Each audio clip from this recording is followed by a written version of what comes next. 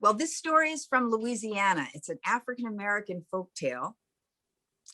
And it starts in a little wooden cabin where Mama and Wiley lived. And it was very close to the swamp that was fed by the Tombigbee River.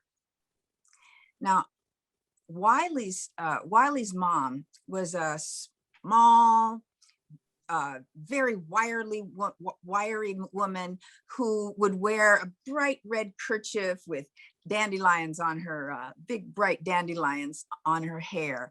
And she wore every day her workhorse oatmeal apron that had all kinds of pockets, and the pockets would be full of whatever things that she needed to do her task for the day.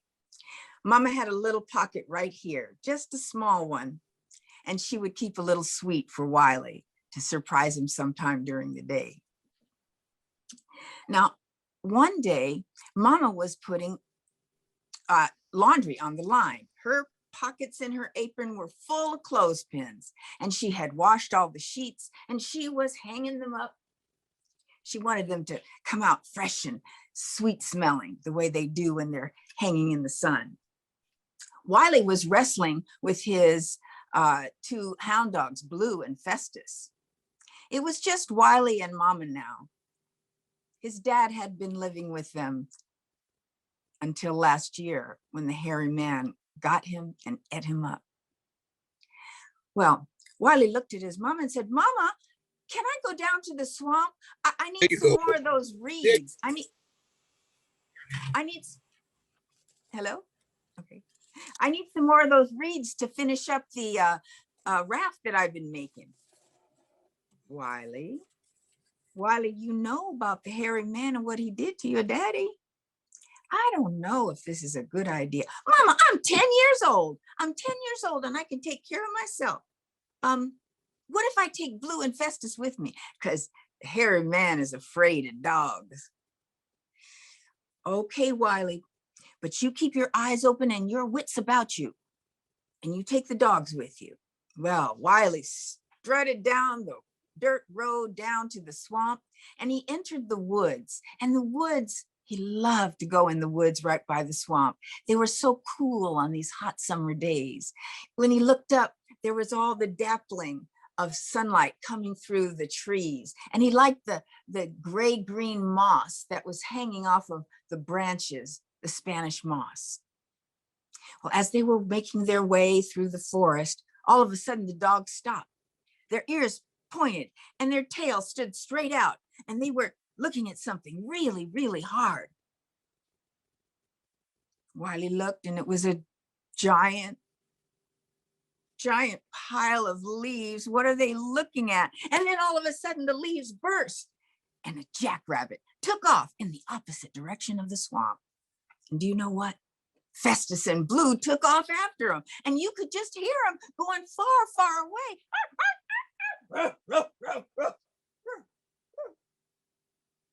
They were gone. Wiley looked around. He tried to see if there was anything in the shadows. Wait,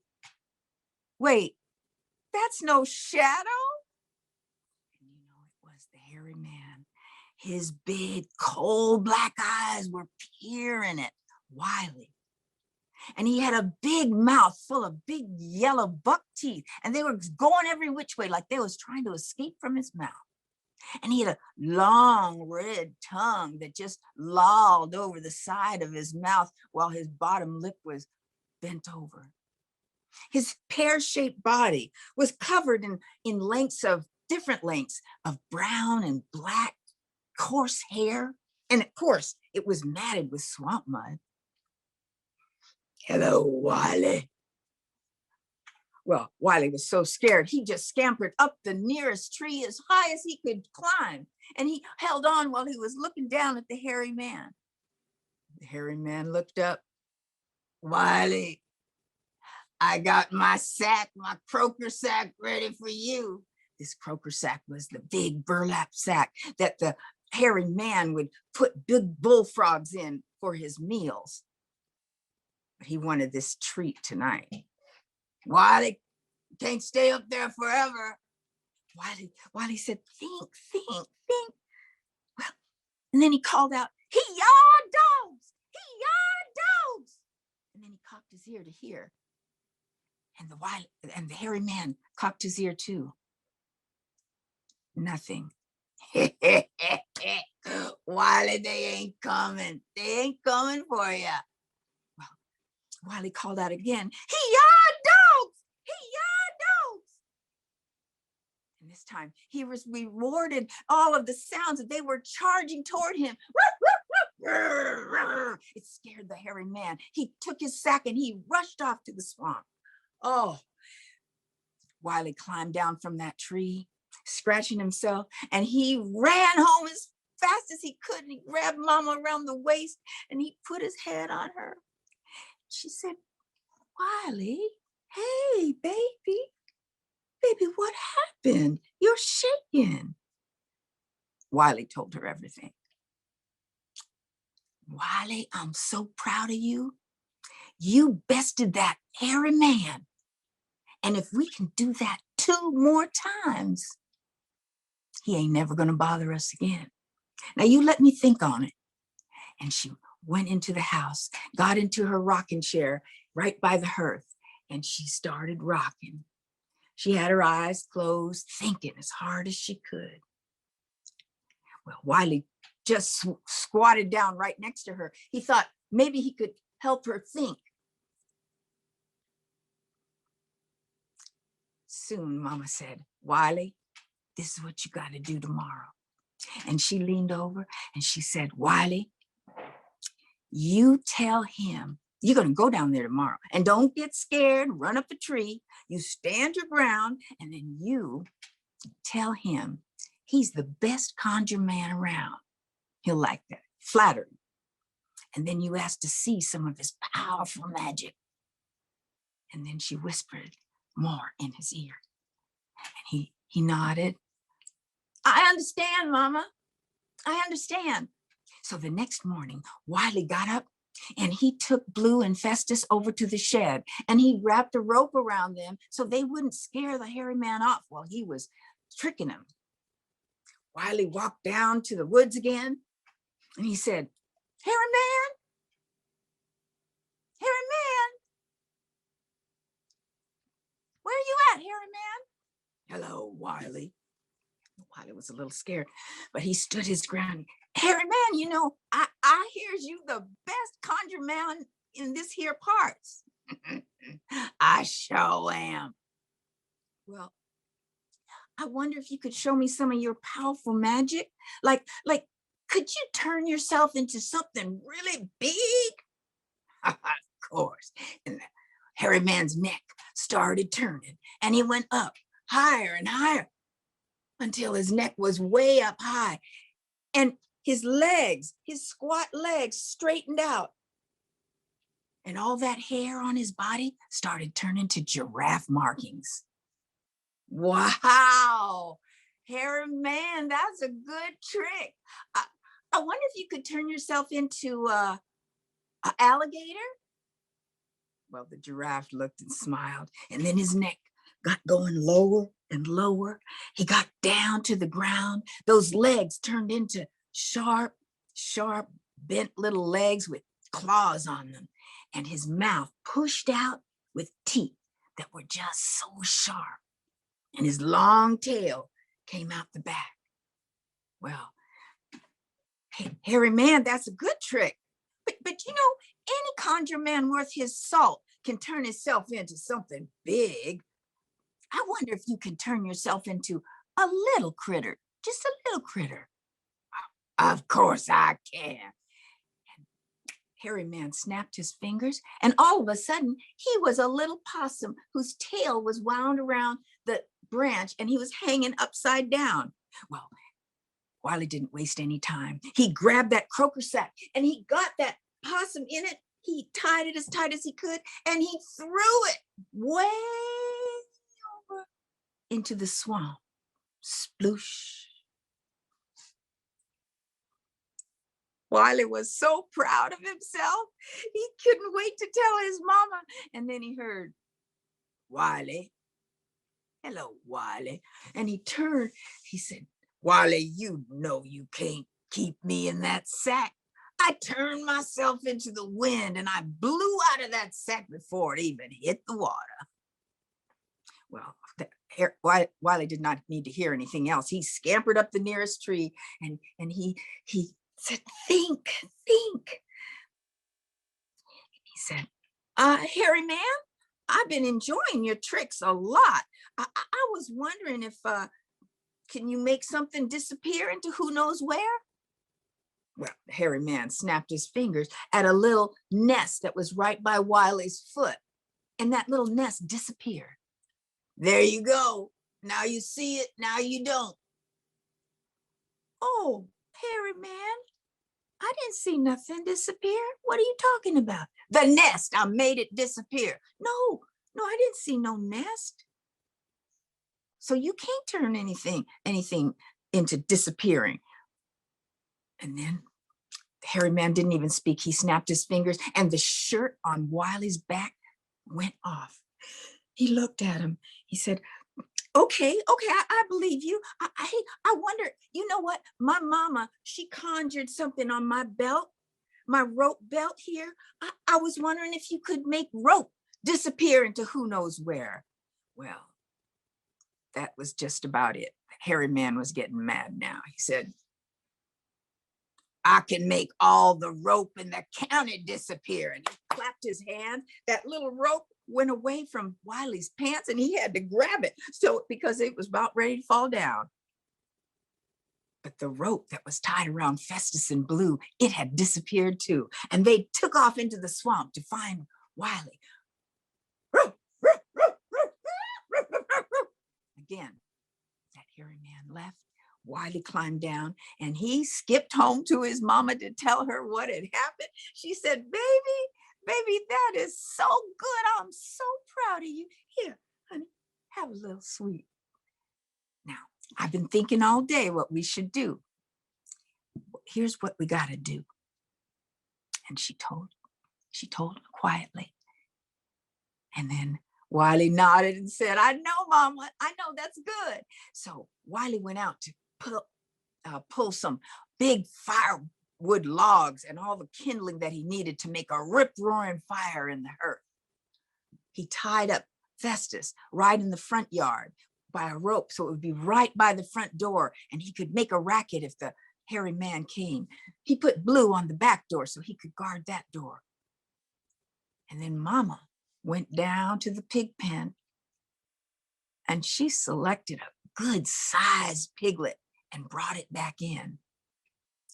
She wrapped it in a beautiful quilt and tucked it under the blankets on Wiley's bed. And then she sat down in her rocking chair and just waited. Wiley did too. And then his mama said, Wiley, I want you to hide right underneath that dining room table, our kitchen table, and I'll come and get you when it's over. Oh, okay, Mama, okay. Well, it turned dark and soon they knew the hairy man was up on the porch. And then Festus went crazy. Then they heard the hairy man come around the house and all of a sudden Blue was yelling, ruh, ruh, ruh, ruh, ruh, ruh. Hairy man climbed up. They heard him climbing up to the roof and then they heard, oh. And the hairy man had tried to put his foot down the chimney, but it was so hot, it had burned him. He slid down the roof and he went to the side window.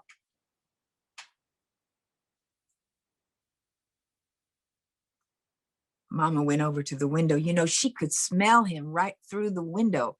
It was like a cross between B.O. and skunk. She held her nose while she talked to him and said, Hairy man, what you want, hairy man? I want your youngin'. That's what I want. I'm gonna have him for my dinner tonight. Oh, hairy man, I can't do that. That's my youngin'. Yes, you can. And if you do that, I'll leave you alone. Oh, this is so hard. all right, come on over to the front door. And Mama went. She took Festus, she sent him off, and she cracked the door open. Hairy man ran in. She said, there's my youngin'. And Hairy man ran over to Wiley's bed and he picked up that big quilt and he started to pull it off, and no, he saw the piglet there, and that piglet, and it just squiggled right out of his arms and ran off out the front door. Mama said, Hairy man, there go your dinner. You didn't say which one of my youngins you want. Hairy man, he cussed and he stomped and he hollered loud. But he couldn't do anything because she and Wiley had bested him 3 times. Finally, he ran out the front door to try to get that piglet. Mama said, Wiley, come here, come here. He came out from underneath the kitchen table and he hugged her. They hugged each other and they laughed. And she said, Wiley, that hairy man ain't never gonna bother us again, never. And you know what? He never did. Thank you.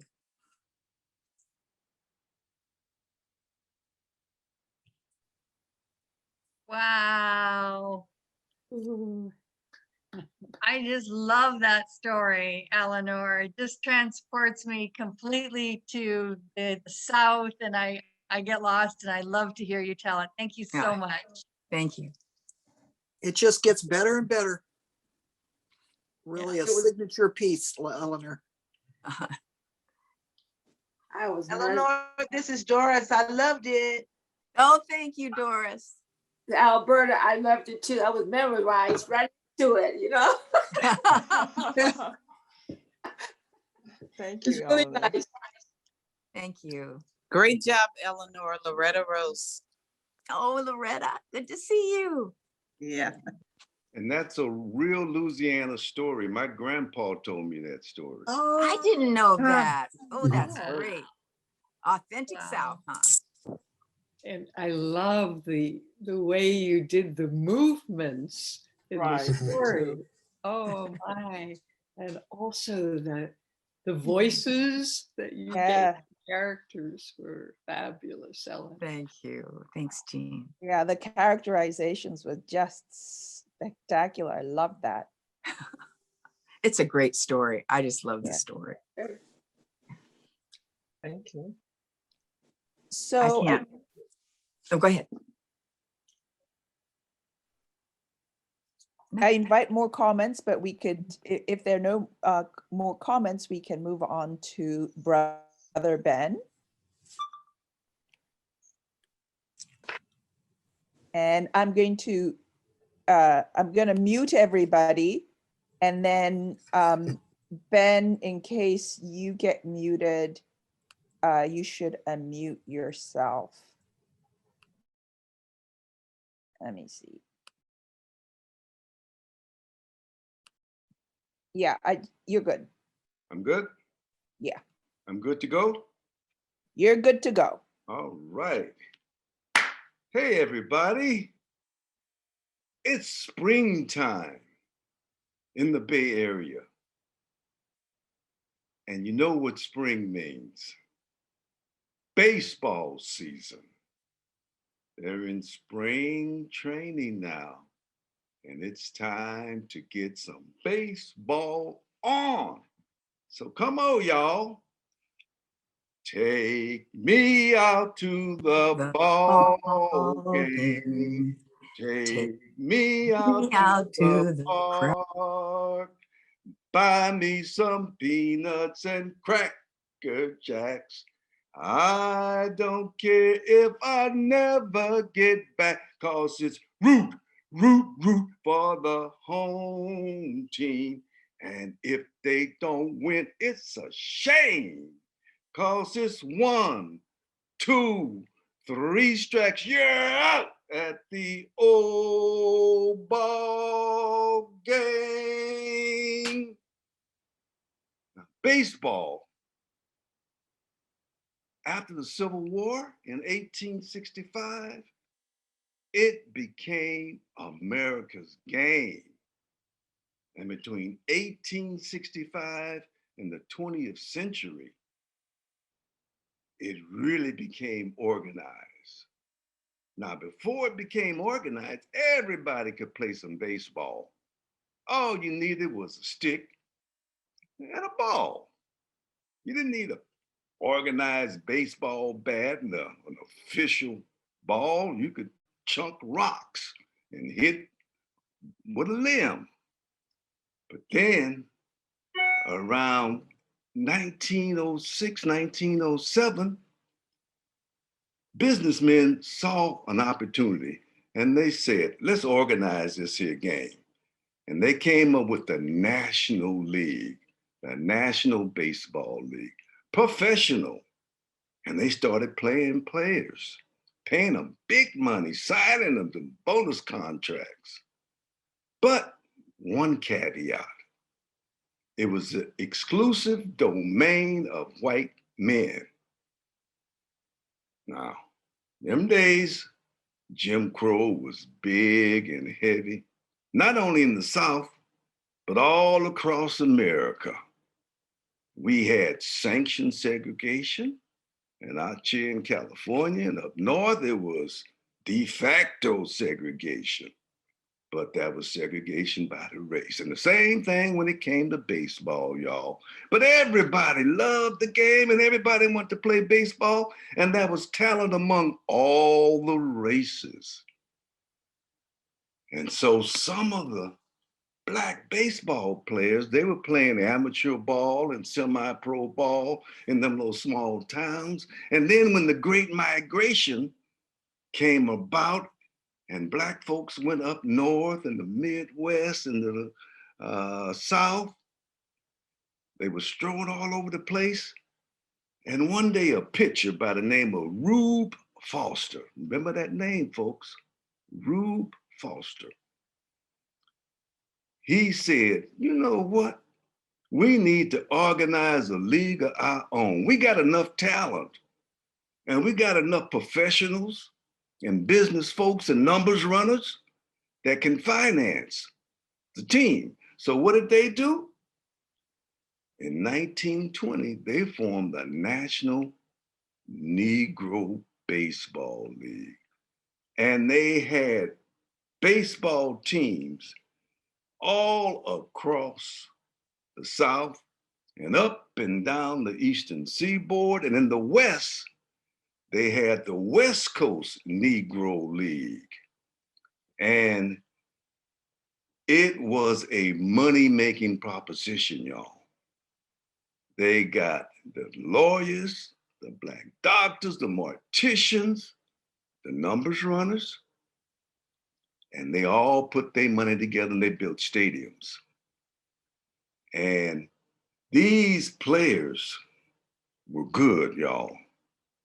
And one of the things I want to emphasize today is that with the Negro Baseball League, they built an economy. There were stadiums that were built in Pittsburgh, in Kansas City, in New Orleans. There were bus companies that were formed. There were hotels. There were people employed.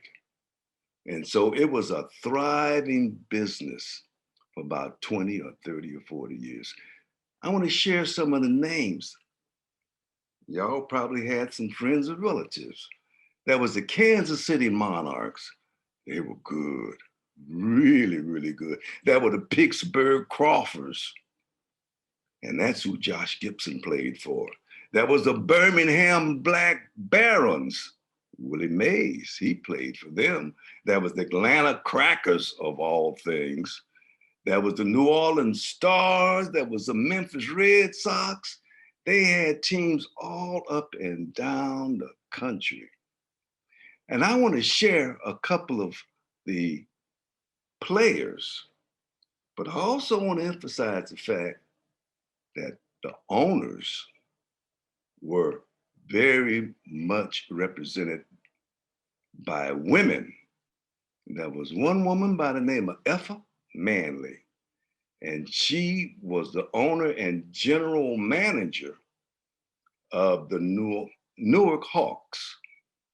And she was the one that discovered the great Yankee catcher, Roy Campanella. He played for the Newark Hawks before he played for the Yankees. Now, Effa Manley was saying, we got a good thing here, y'all. We got to keep it together. We're making money. And a white man came around the other day and he wanted to see if he could buy part of my business. Say, but let's keep it within the Black community because we employing a lot of people. And they said, oh, don't worry about it. We got this thing together. She said, I just want y'all to keep that together.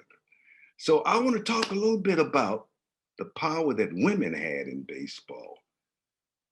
Show of hands, how many of y'all ever heard tell of Toni Stone? T-O-N-I, Toni Stone, one or two of you, okay. Toni Stone was the first woman to ever play professional baseball. She played for the Indianapolis Clowns, and people, she was good.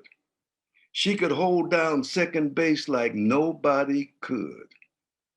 And let me tell you who she replaced on second base. She replaced Hank Aaron, Hammering Hank Aaron, before he was drafted into the major leagues. And people thought, how the heck is this woman going to hold down second base like Hammering Hank Aaron? And so the men were very, very skeptical. They gave her a bad, bad time. They did not want a woman on the team. And she said, now I ought to be shaming y'all self. Here the white man discriminating against y'all and y'all gonna discriminate against me because I'm a woman? She shamed them. And they had to think about what they was doing. And they said, let's give her a shot. And they did. And Toni could turn a double play as good as any man can. And they would come in hard and heavy, trying to break up a double play. And Toni would take the hit and still get that ball to first place, bam, in time for the out. And she hit 243 lifetime batting average. And when she retired, they say, Toni, what was your greatest thrill in baseball? Was it being the first woman to sign? She said, no. I said, what was it? Say, my greatest experience in my baseball career was getting a hit off of Satchel Paige. She said, I got a double, stand up. That was the best. Satchel Paige.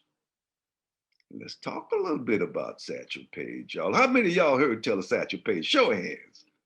All right, the greatest pitcher that ever walked the planet Earth, bar none. I'm talking about every pitcher.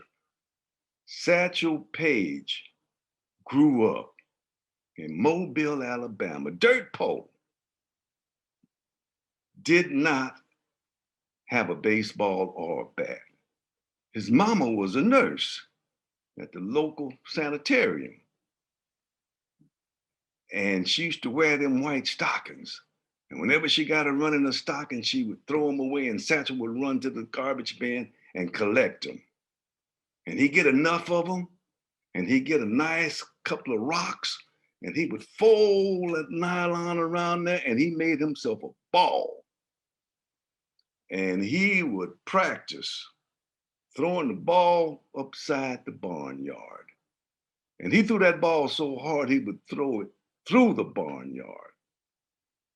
And one day a scout came along and saw him and drafted him to the Kansas City Monarchs. And Satchel had a pitch that they call a hesitation pitch. It would fly up to the plate like a fastball, and then it would just stop, just like a hummingbird, and start spinning and rotating. And then the batter would swing, and then the ball would just drop. Boom! That was his hesitation pitch. And Satchel was so confident that he could strike out anybody he wanted, that his team would advertise that if he didn't strike out the first 10 batters that he saw, then they would get free attendance for everybody in the house. And Satchel never lost that bet for his team. So great Satchel Paige, he lived for a long life and he pitched for 40 years, y'all. And he finally made it into the major leagues when he was like 44 years old and helped the Cleveland Indians win a World Series. Now I want to tell you about one more player because there was so much diversity and talent within the National Negro League that they had a fella by the name of Cool Papa Bell. Who ever heard of Cool Papa Bell? Cool Papa Bell was the fastest man in all of baseball. You thought Ricky Henderson was fast. Run circles around Ricky Henderson, man. Now, when Cool Papa was a little boy, they were po too. All these ball players was po. They couldn't even afford a shotgun and shells to go out and hunt. So Cool Papa would run with the hounds and flush out the rabbits. And once the rabbits were flushed out, Cool Papa would put it in high gear and run alongside the rabbit and pinch him on the side of his ribs and see if he was fat enough to take. Dwight. And if he wasn't, he'd let him go. And if he was, he'd grab him by the ears and take him on home. That's how fast Cool Papa was. And so scouts saw him, drafted him, and he played with the Philadelphia Stars. And Cool Papa could steal bases. He could snag flies. He could catch balls out in center field. Y'all know that famous basket catch that Willie Mays made in the World Series over his head like that? He got that from Cool Papa. Cool Papa could play right behind second base. And the hitter would hit it all the way out to center field. Cool Papa would run around, get all the way back to the warning track just before the fence and grab the ball without even looking up. You talk about talent. And his roommate said Cool Papa was so fast that he could turn the light switch out and jump into bed before the light went out. Now, people, y'all know that was fast. So the National Negro League was going really, really good. And then during the winter months, they would come out to the West Coast, the players individually, and they would play with some of the West Coast teams. Now, a lot of people don't know it, but Oakland had a couple of West Coast Negro Leagues. They had the Oakland Larks. That was the California Eagles. Over in San Francisco, that was the San Francisco Sea Lions. Toni Storm got traded to them. She played with them. And on the Oakland Oaks, that was a young man who really wanted to play in the major leagues, in the National Negro League. His name was Lionel Lefty Williams, a pitcher. And he got injured and never was able to play. But he did go on to become the mayor of Oakland, California, 3-term mayor of Oakland, California. But they interviewed him and they asked him about how did he look at his career. He said with great disappointment. They say, how could you say that, Mr. Mayor? You're an accomplished lawyer. He said, you 3-term mayor, 12 years, the city of Oakland. You were a judge. He said, yeah, but my big ambition was to play in the National Negro League as a pitcher. Now, Lionel Wilson went to McClymonds High School. And McClymonds High School and the National Negro Baseball League, there's that link, because of people like Lionel Wilson, who saw Satchel Paige pitch, and he was very inspired. And so a legacy started at McClymonds High School. And out of that one high school, y'all, in West Oakland, came three of the greatest baseball players that stood on the shoulders of the National Negro League. Veda Pinson, center field, all-star, one of the fastest, one of the best hitters, base runners, defensive man, commensurate center field.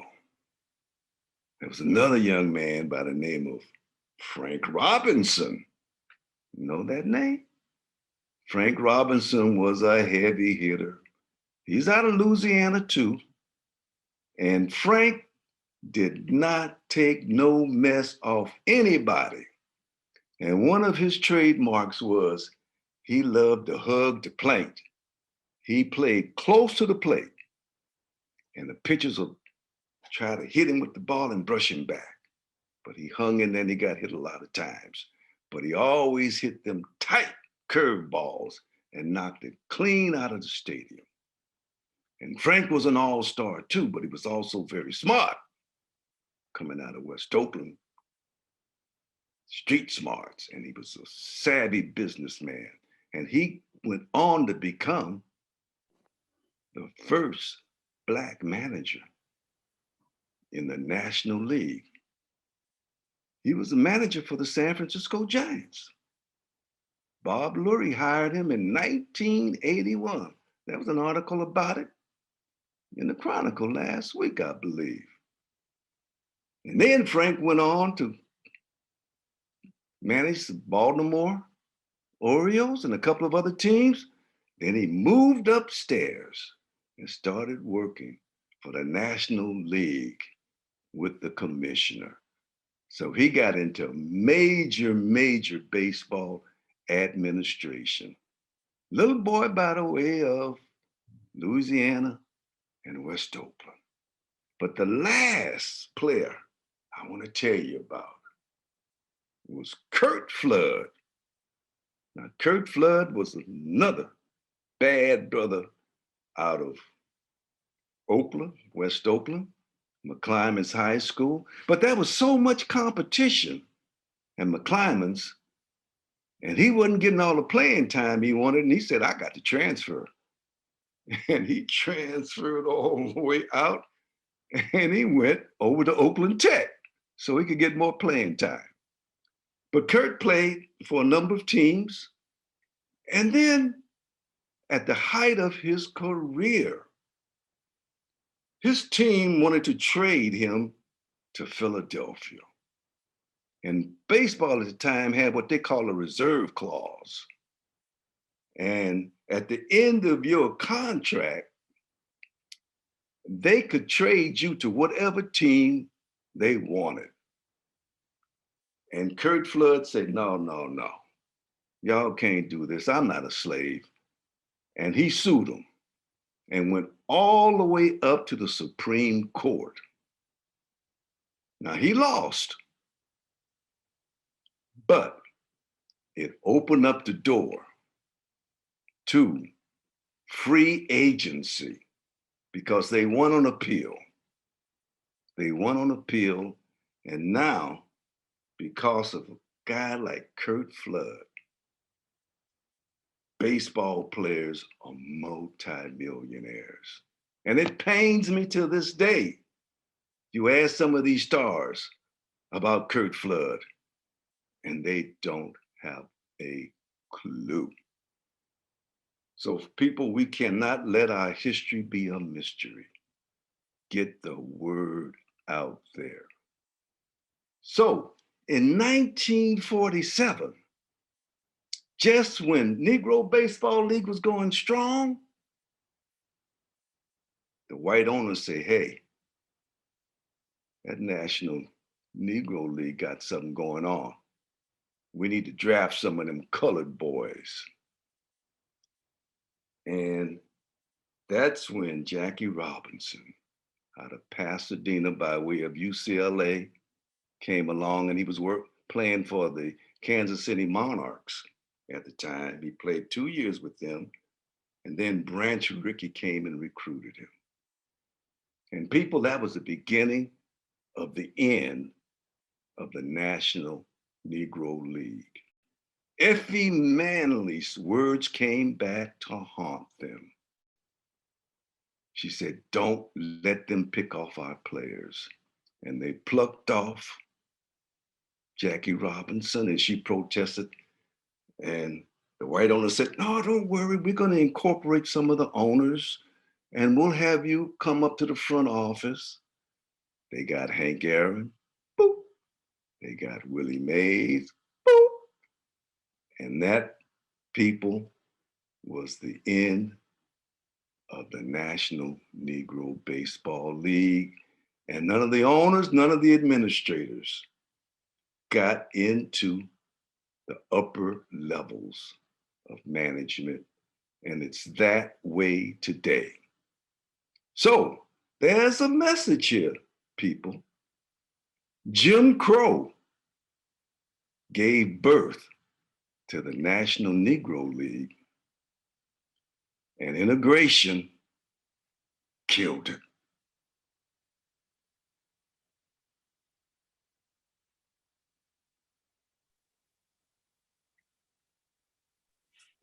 So everyone's unmuted if you want to comment, ask questions. Ben, I just want to say it's very poignant that your story really hit home for me. I'm going to hold this picture up, and I hope you can see this. This is a picture of the Kirbyville Wildcats. My hometown team in a semi-pro league of family men in Kirbyville, Texas, and other East Texas sawmill towns. And they were weekenders. And on the weekend, they showed how deep the love of baseball was in the Negro culture of that day. There were many small teams like this who played each other throughout East Texas. Kirbyville Wildcats, think of them sometime. That's cool. Thank you. Thank you. Wonderful. Thank you. Thank you. Thank you. Thank you. Yeah, thanks for sharing. I had to put my baseball cap on. And being your story was wonderful. Yes. Yes, it was. Yes, it was. I just have to say that I got this story from the Prescott Circus Theater. Oh, And the students were doing a program with, what's the bass player's name, Eileen? Margaret? Marcus Shelby. Marcus Shelby, thank you. Marcus Shelby did a tweet on the Negro Baseball League and the Prescott Circus Theater group kids. They did a thing. And so the executive director asked me to put together some things for the kids. And that's where I found out about Tony Stone. I didn't know him. Wow. Wow, that was amazing. Or even the West Coast Negro League. So that story is dedicated to the Prescott Circus Theater's kids. oh, beautiful. Beautiful. Thank you, Ben, for that. Really interesting. Beautiful. Thank you, Good Ben, job. for that information. And I would also like to mention that there was another McClymonds graduate, Curtis Roberts. He was born in Pineland, Texas, but he played with the Negro League. Cool, cool. I want to mention something else about Tony Stone. Tony Stone started to get a lot of notoriety because there was a play on Broadway about her life. And I actually saw it last year in San Francisco as well. And so hopefully when the theaters open back up, it'll start to make the rounds again. You could probably get a video through ACT is where it ran last year about this time before the pandemic shut it down. And Tony Stone actually, when she retired, she lived in Oakland. Wow. her last years of her life, and then she ended up in a assisted living facility in the island city of Alameda, where she passed away. So a lot of strong roots here with the baseball league in and around the Bay Area and West Oakland in particular. It's beautiful. And Prescott Circus Theater appreciates that you brought these stories to make the work they were doing in their circus work really grounded in the history, and your information is valuable. So thank you. Thank you.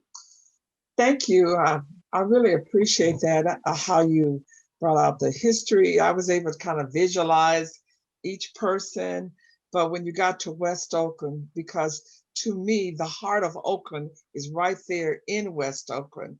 So I really appreciate bringing out the legacy, and even a lot of people didn't know about Mayor Wilson's history. So thank you again. It kind of, I'm just glad, even though I do not live in California, I'm thankful that I'm a native of West Oakland. Thank you. All right. Ole Jones here. I really appreciate the presentation about the Negro League, but what is happening with our African-American baseball players? They're few and far in between at this day and age. I look at San Francisco Giants, where they at? For real. One or two? Yeah. You know, one of the things is back in the day, we had lots of space, a lot of fields, you know, open space and everything. Baseball is the kind of game where you need room. You need open fields. And now you're competing with lacrosse for those fields. Soccer. Soccer, you know, and you got the NBA and the NFL competing also. And back in the day, you know, it wasn't that much of a pull. And I think, you know, baseball is struggling, you know, with African-American players.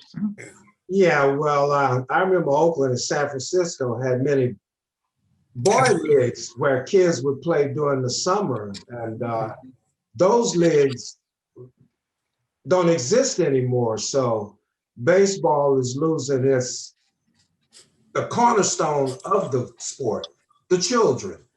The children no longer play. I remember when we were kids, we would get a broomstick and a tennis ball or anything and go find us, like Ben say, an open field and just play baseball on our own. It'd be 3 or 4 of us sometime.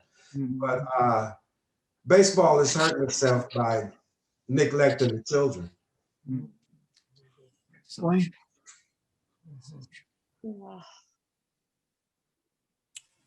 Well, I didn't mean to kill the conversation. Hey, you put ice on it, man. I hope I never, as a matter of fact, I took notes.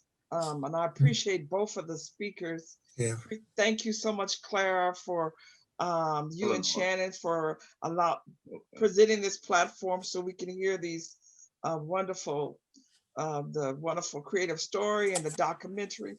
But I hope that I never forget something you said, Brother Ben. Don't allow our history to be a mystery.